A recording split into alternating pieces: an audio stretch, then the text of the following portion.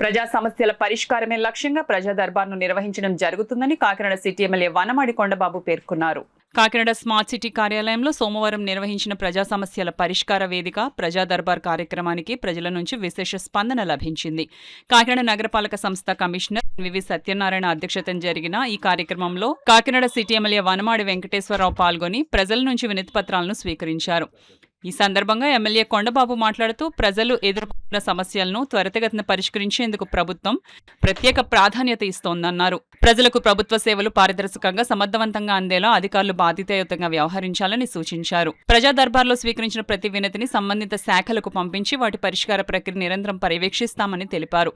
ఈ కార్యక్రమంలో నగరపాలక సంస్థ superintendent engineer P Venkatrao, deputy commissioner Srinivas, executive engineer Maccharaju, వివిధ శాఖల అధికారులు, సిబ్బంది పాల్గొన్నారు.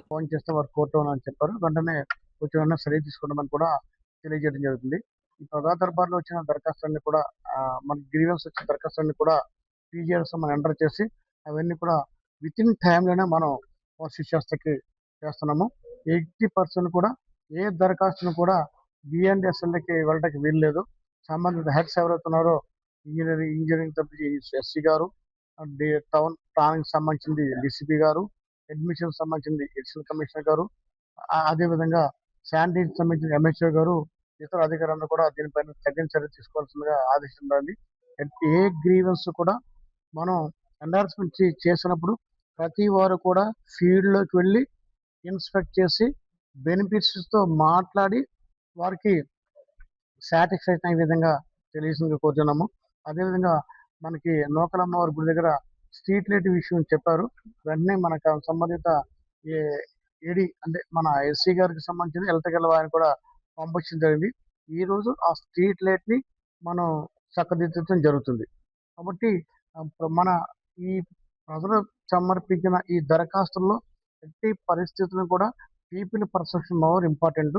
అదేవిధంగా ఎవరైతే ఉన్నారో ఏఈ గారు కానీ డిఈ కానీ ఫీల్డ్లోకి వెళ్ళి పర్సనల్గా స్వయంగా ఎంక్వైరీ చేసి ఎంక్వైరీ నివేదిక మనం సమర్పించిన తర్వాత హెడ్ ఆఫీస్ వారే మనకి ఇస్తారు.